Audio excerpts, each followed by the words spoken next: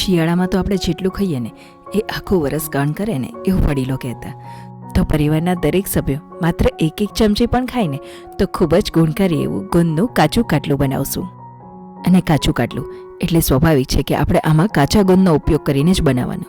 તો એવો વિચાર આવે કે દાંતમાં તો ઘણું ચોટે, પણ આપણે તો એકદમ પરફેક્ટ રીતે બનાવશું, જેથી કરી આપણી રેસિપી તો સરસ બનશે અને જરાય દાંતમાં નહીં ચોટે.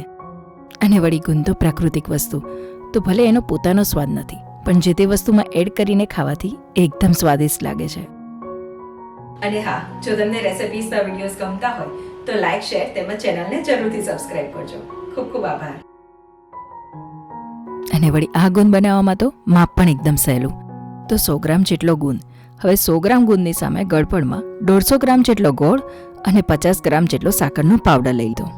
સાથે કાજુ, બદામ અને સૂકું ટોપરું એ બધું જ 100 ગ્રામ. વળી ઘી પણ આપણે 100 ગ્રામ.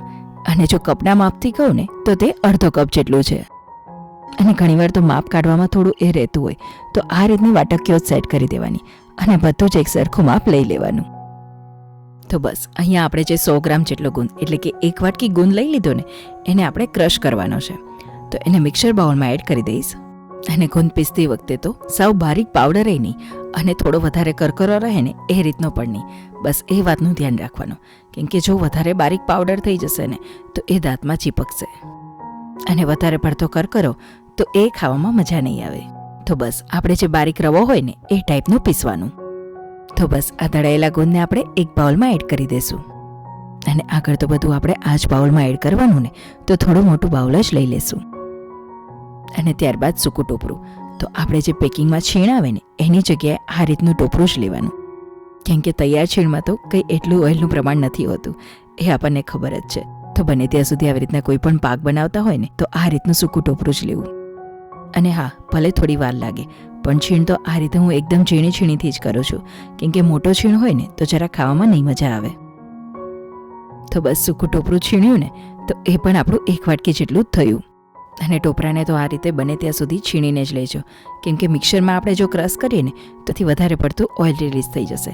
તો જો એ રીતે કરો ને તો એને ઓન ઓફ કરતા જઈને જ પીસજો.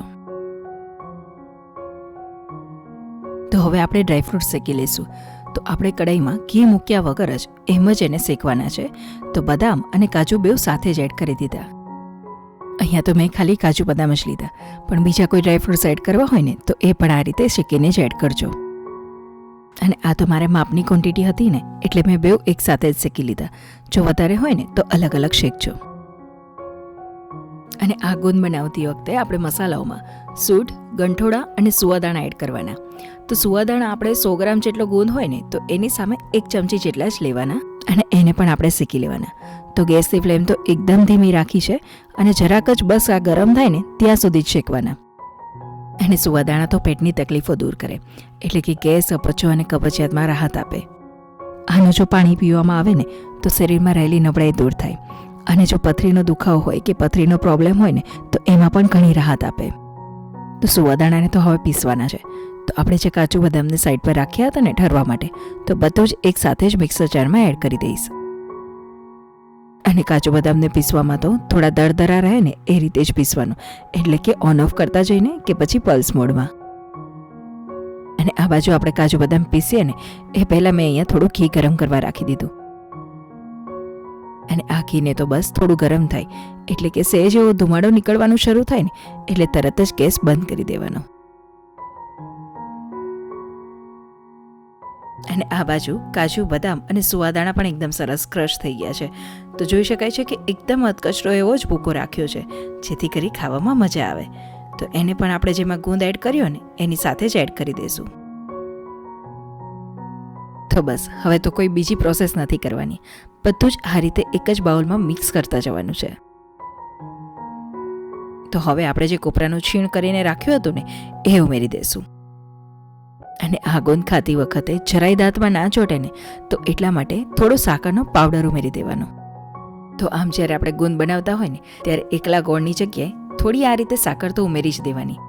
અને શિયાળામાં તો એવો વિચાર આવે કે આ રીતના પાક બનાવવામાં સાકરનો વપરાશ, તો આટલી સાકરમાં તો જરાય વાંધો નહીં આવે.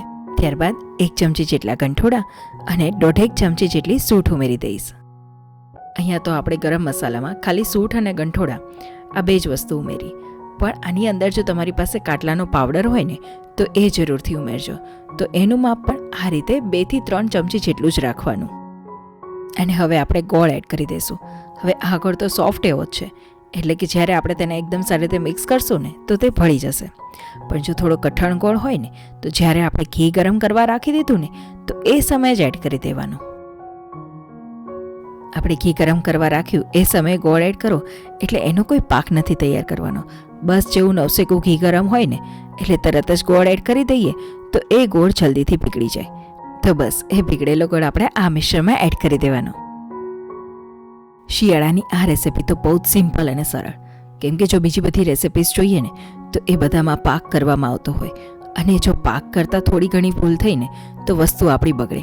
પણ આમાં તો કોઈ ન માપની ચિંતા ન તો પાક કરવાની ઝંઝટ. બસ જે તે વસ્તુ એડ કરી અને મિક્સ કરીને આ રેસિપી તૈયાર. હવે અહીંયા મેં ઘી ઉમેર્યું, તો ઘી એક સાથે નથી ઉમેરવાનું, થોડું થોડું કરતાં જઈને જ એડ કરવાનું, અને નવસેકો હોય ને ત્યારે જ એડ કરી દેવાનું. અને બધું જ ઘી એકસાથે નહીં ઉમેરવાનું કારણ ગુણ છે, કેમ કે જો બધું જ એકસાથે એડ કરી દીધું ને તો મિશ્રણ એકદમ સરસ એવું છૂટું નહીં પડે. તો બસ આ રીતે થોડું થોડું ઘી એડ કરતા જઈને બધું જ ઘી ઉમેરી દીધું. આમ તો મેં અહીંયા એકદમ માપનું ઘી જ લીધું છે.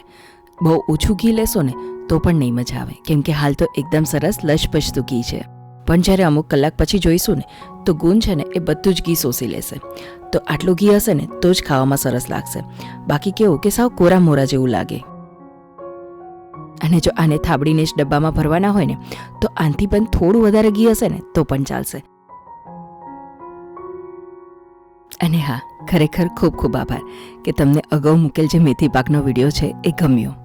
અને આ શિયાળામાં પણ જો બનાવવા માંગતા હોય ને તો એની લિંક હું અહીંયા શેર કરી દઈશ, જરૂરથી જોજો. આપણા ઘરમાં વડીલો તો એવું કહેતા જ કે શિયાળો આવે ને ત્યારે સૂંઠ, ગંઠોડા અને ગુંદ આ 3 વસ્તુ તો ખોરાકમાં લેવી જ જોઈએ. અને ગુંદના તો બહુ ફાયદા, અને એમાંય જોઈએ ને તો કાચો ગુંદ તો હાડકાને સ્ટ્રોંગ રાખવામાં, બ્લડ સુગર લેવલ બેલેન્સ રાખવામાં, અને વધારે કહું ને તો સ્કિન અને આપણા હેર માટે પણ એટલો જ ઉપયોગી. તો એટલા બેનિફિટ્સ છે ને તો કાચો ગુંદર તો આખા વર્ષમાં એટલે કે શિયાળામાં તો એકવાર તો ખાવો જ જોઈએ. તો સ્વાભાવિક છે કે આવી વસ્તુ ખાઈએ ને તો નબળાઈ તો દૂર થશે, પણ બીજો વિચાર એ પણ આવે કે આ રીતે ગુંદ અને ઘી ખાવાથી તો વેઇટ વધે, પણ એવું જરાય નહીં થાય, કેમ કે ગુંદની અંદર પ્રોટીન, ફાઇબર અને ન્યુટ્રિશન્સથી ભરપૂર છે. તો આ રીતે 1-2 ચમચી પણ ખાધો ને તો એના લીધે તમને ભૂખનું પ્રમાણ ઘણું ઓછું થઈ જશે. હવે અહીંયા એક વાત તો ખોટી નહીં કહું કે બસ ખાલી આ રીતે વિડીયોમાં બતાવવા પૂરતી જ લાડુડી વાળી છે, પણ બાકી તો મેં ગુંદ આ રીતે થાબડીને જ એડ કર્યો. આ રીતે વિન્ટર રિલેટેડ કોઈ બીજા વિડીયોઝ હોય તો મને જરૂરથી કમેન્ટમાં કહેજો, જેથી કરી મને બનાવવાનું પ્રોત્સાહન મળે.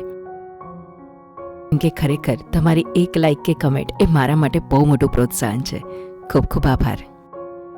અને જો વિડીયો ગમ્યો હોય ને તો જરૂરથી ફ્રેન્ડ્સ અને ફેમિલી સાથે શેર કરજો.